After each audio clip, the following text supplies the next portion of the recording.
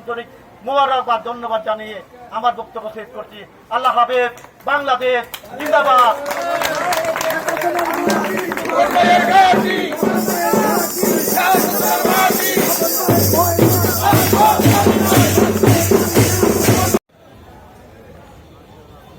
আজকে আপনাদের এই 7 আসনের জনগণ, মুরব্বী, মা বোনের দোয়ায় এবং আমাদের বিএনপির নেতা ও কর্মী ও যারা সমর্থক বিন্দু বিএনপির তাদের শীর্ষে আজকে আমি আপনাদের সবাইকে আমাদের ভারপ্রাপ্ত চেয়ারম্যান জনাব তারেক রহমান পক্ষ থেকে, আমাদের 3 বারের প্রধানমন্ত্রী দেশনেত্রী বেগম খালেদা জিয়ার পক্ষ থেকে আপনাদেরকে আমি আন্তরিক মোবারকবাদ জানাই। এই নেতৃবৃন্দ আমার জন্য সকালবেলা থেকে গিয়ে আপনারা জেল গেটে দাঁড়িয়েছিলেন এবং যেদিন আমি এরেস্ট হই সেদিনও আপনারা সকাল থেকে কোর্ট বারিন্দায় ছিলেন। আপনাদেরকে আমি আন্তরিক ধন্যবাদ মোবারকবাদ জানাই। আজকে আপনারা জানেন স্বৈরাচারী শেখ হাসিনা মিথ্যা বানোয়াট গাইডিয়ানা মামলায় আমাকে 200 অগ্রিক আমার নামে মামলা এবং যে আমরা বিএনপির নেতৃবৃন্দ যারা আছি আমরা কোর্টকে শ্রদ্ধা করি। আজকে কোর্টকে মেনে আমি কোর্টে সিলিন্ডার করি।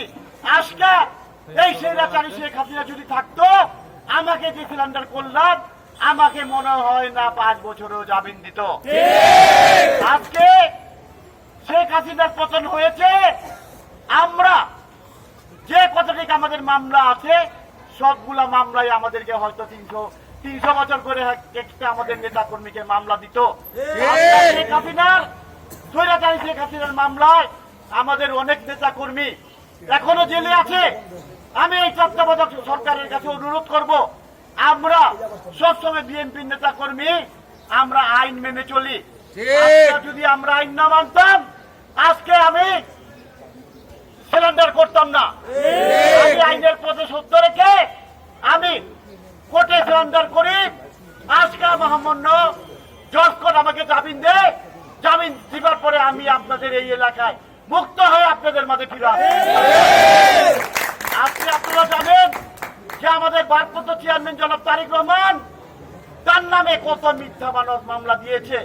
আজকে 17টি বছর আজকে আমাদের ভারপ্রাপ্ত চেয়ারম্যান একটি ঘরে বসে শুধু এই বাংলাদেশের জনগণের কথাই উনি ভাবত যে স্বৈরাচারী শেখ হাসিনার কাছ থেকে কিভাবে এই বাংলাদেশ থেকে স্বাধীন করা যায়।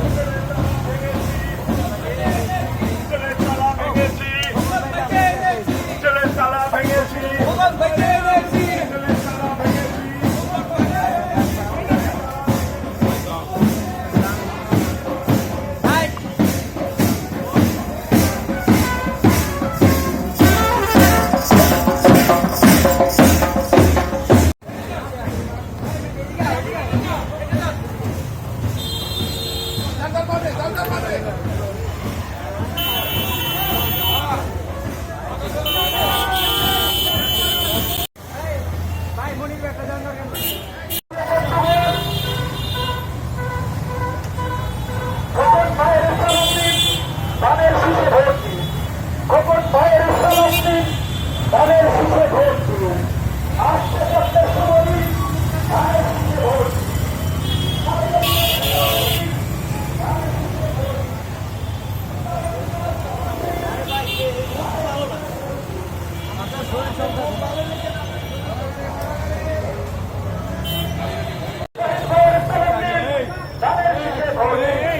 শহীদ ভাই আপনি এগিয়ে চলেন, আমরা আছি আপনার সাথে।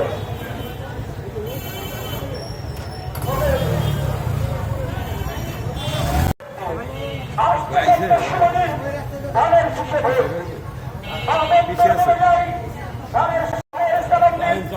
ধানের শীষে ভোট দিন।